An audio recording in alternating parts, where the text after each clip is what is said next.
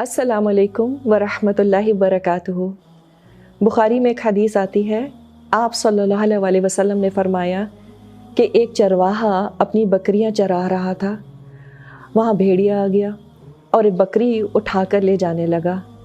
चरवाहे ने इस बकरी को छुड़ाने की कोशिश की तो भेड़िया बोल पड़ा, दरिंदों वाले दिन इसकी रखवाली करने वाला कौन होगा, जिस दिन मेरे सिवा और कोई चरवाहा ना होगा। इसी तरह से आप सल्लल्लाहु अलैहि वसल्लम ने फरमाया कि एक शख्स बैल को उस पर सवार होकर ले जा रहा था।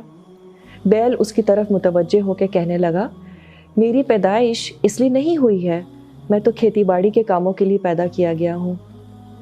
ये सुनकर कुछ लोग बोल पड़े, सुभान अल्लाह, जानवर और इंसानों की तरह बातें करे।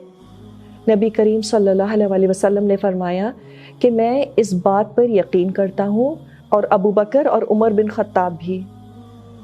ये एक अनयूजुअल इंसिडेंट है, जानवरों की बातचीत। इस हदीस में लेकिन हमारे लिए एक बहुत बड़ा लेसन है।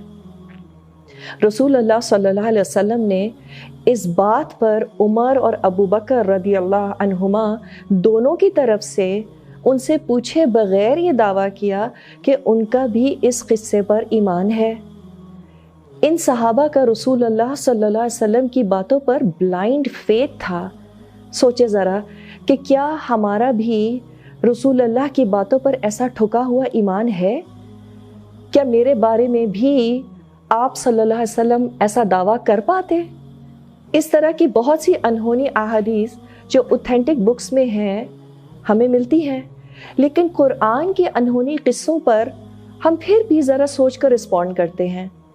लेकिन अहादीस के मामले में हम अक्सर ज़रा लापरवाही का मुजाहरा करते हैं और कुछ नहीं तो मुंह से यही निकल जाता है कि लेकिन कैसे, how can this be possible?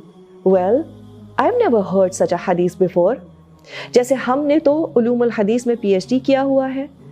नबी करीम सल्लल्लाहु अलैहि वसल्लम ने क्लियरली अपने आखिरी खुतबे में फरमा दिया था कि मैं तुम्हारे बीच दो चीज़ें छोड़े जा रहा हूँ, कुरान और सुन्ना। तो अगर हमें किसी भी सही हदीस पर स्लाइटेस्ट डाउट भी है, do you know what it implies? Our ईमान इज़ नॉट कंप्लीट। हमारा ईमान कामिल नहीं है। हम अपने रिस्पॉन्सेस से आराम से गेज कर सकते हैं कि हमारा आपकी अहादीस पर ईमान कैसा है, मेरा रसूल अल्लाह सल्लल्लाहु अलैहि वसल्लम पर ईमान कैसा है, सहाबा का क्या एतमाद था आपकी बातों पर। Do we really match that? On the other hand, क्या दिल में शकूक होना कमज़ोर ईमान की अलामत है? कुछ सहाबा रसूल अल्लाह के पास तशरीफ़ लाए और कहने लगे, हमें कभी कभी ऐसे ख्यालात आते हैं जो हम मुंह से कह भी नहीं सकते। इस पर आपने फरमाया कि ये ऐन ईमान की निशानी है।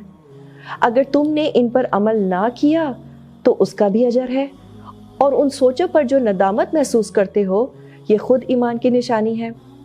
तो शैतान सिर्फ बुरे ख्यालात दिल में डाल सकता है। All he has is whispers. तो हमारा काम क्या है? इन वसवसों और बुरी सोच को हम एंटरटेन ना करें।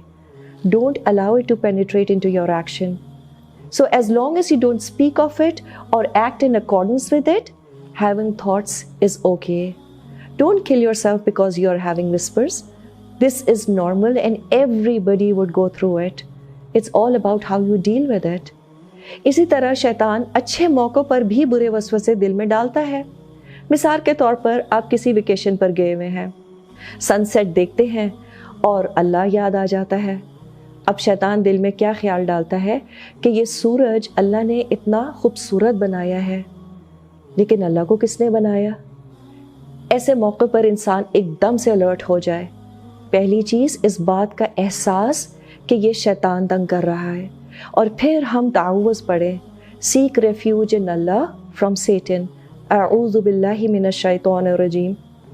और एक और नरेशन में हमें पता चलता है कि हम ऐसे मौक़े पर आमनतु बिल्लाह कहें, यानी I believe in Allah, and you will have the Satan running away. May Allah सुब्हानहू व तआला allow us to remain strong in our faith and help us to remove Satan from our thoughts and actions.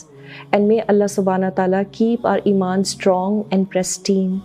So the next time you have doubts about sensitive matters of deen, 2 things to do.